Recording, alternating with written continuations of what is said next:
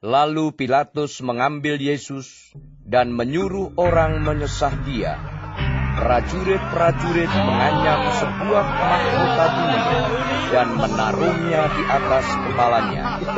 Mereka memakaikan dia jubah ungu, dan sambil maju ke depan, mereka berkata, "Salam, hai Raja orang Yahudi."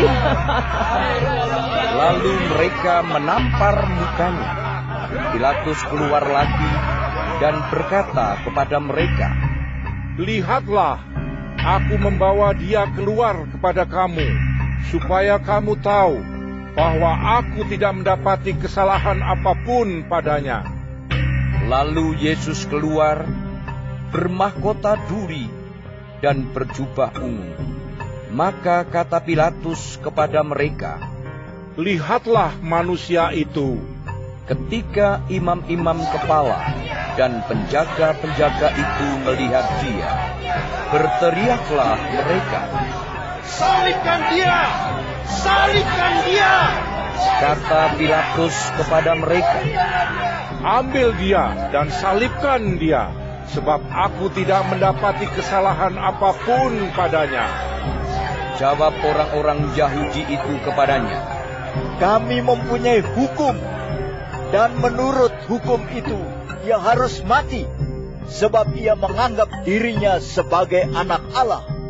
Ketika Pilatus mendengar perkataan itu, bertambah takutlah ia.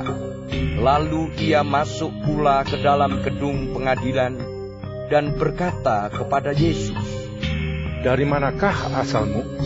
Tetapi Yesus tidak memberi jawab kepadanya.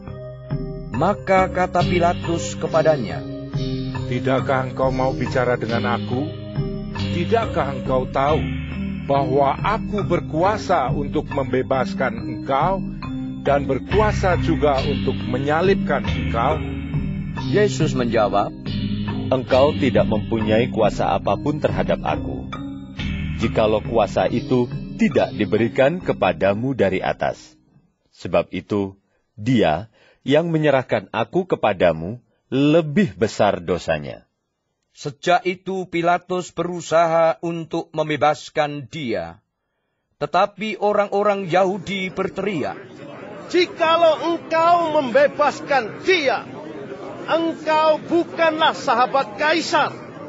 Setiap orang yang menganggap dirinya sebagai raja, ia melawan kaisar."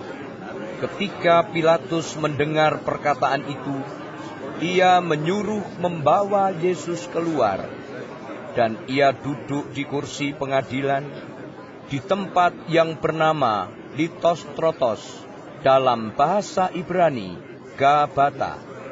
Hari itu ialah hari persiapan Paskah, kira-kira jam 12. Kata Pilatus kepada orang-orang Yahudi itu, "Inilah rajamu."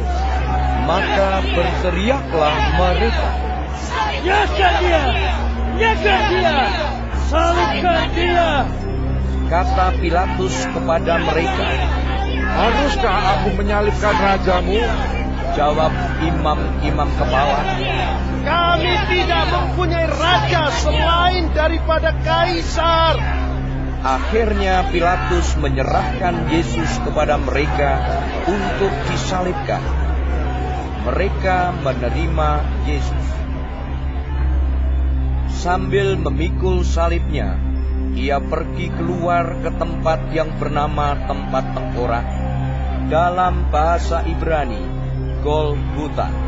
Dan di situ ia disalibkan mereka, dan bersama-sama dengan dia disalibkan juga dua orang lain.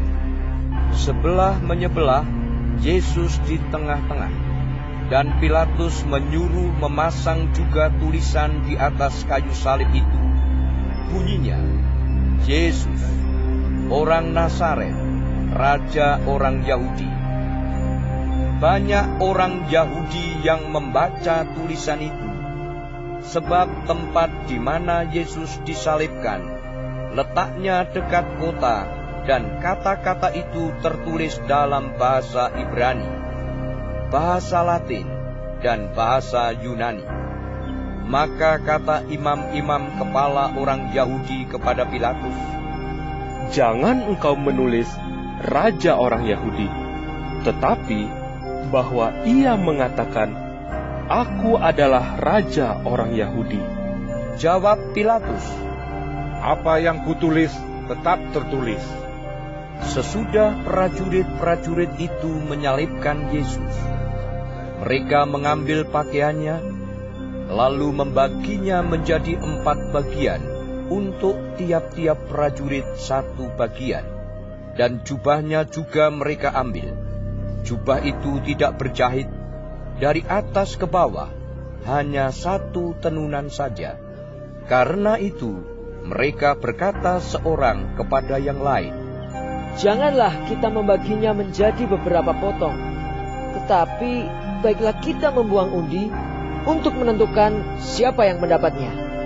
Demikianlah hendaknya supaya genaplah yang ada tertulis dalam kitab suci.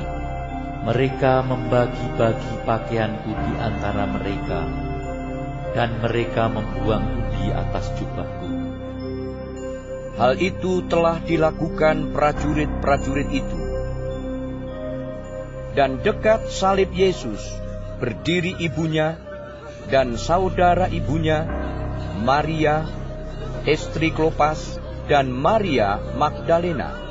Ketika Yesus melihat ibunya dan murid yang dikasihinya di sampingnya, berkatalah ia kepada ibunya, Ibu, inilah anakmu.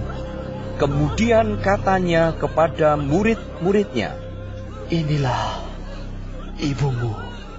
dan sejak saat itu, murid itu menerima dia di dalam rumahnya.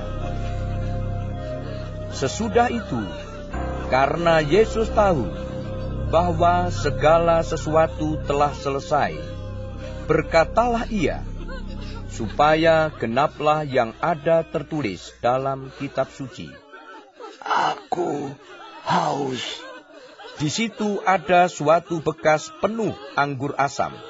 Maka mereka mencucukkan bunga karang yang telah dicelupkan dalam anggur asam pada sebatang hisop, lalu mengunjukkannya ke mulut Yesus.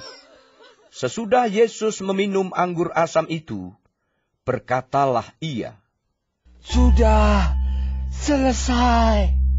Lalu ia menundukkan kepalanya dan menyerahkan nyawanya. Karena hari itu hari persiapan, dan supaya pada hari Sabat, mayat-mayat itu tidak tinggal tergantung pada kayu salib, sebab Sabat itu adalah hari yang besar, maka datanglah orang-orang Yahudi kepada Pilatus dan meminta kepadanya supaya kaki orang-orang itu dipatahkan dan mayat-mayatnya diturunkan. Maka datanglah prajurit-prajurit, lalu mematahkan kaki orang yang pertama dan kaki orang yang lain yang disalibkan bersama-sama dengan Yesus. Tetapi ketika mereka sampai kepada Yesus dan melihat bahwa ia telah mati, mereka tidak mematahkan kakinya, tetapi seorang dari antara prajurit itu menikam lambungnya dengan tombak, dan segera mengalir keluar darah dan air.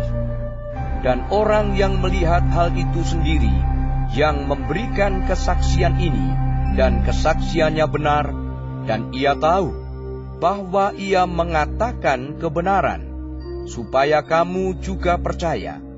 Sebab hal itu terjadi, supaya genaplah yang tertulis dalam kitab suci. Tidak ada tulangnya yang akan dipatahkan. Dan ada pula nas yang mengatakan, Mereka akan memandang kepada Dia yang telah mereka tikam.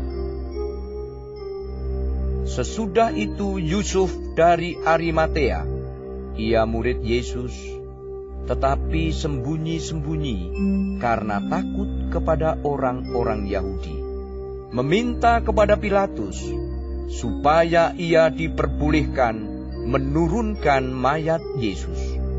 Dan Pilatus meluluskan permintaannya itu. Lalu datanglah ia dan menurunkan mayat itu. Juga Nikodemus datang ke situ. Dialah yang mula-mula datang waktu malam kepada Yesus. Ia membawa campuran minyak mur dengan minyak gaharu, kira-kira 50 kati beratnya. Mereka mengambil mayat Yesus, mengapaninya dengan kain lenan, dan membubuhinya dengan rempah-rempah menurut adat orang Yahudi bila menguburkan mayat.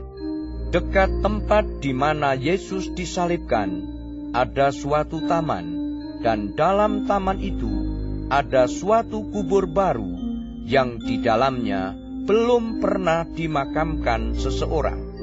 Karena hari itu hari persiapan orang Yahudi, sedang kubur itu tidak jauh letaknya, maka mereka meletakkan mayat Yesus ke situ.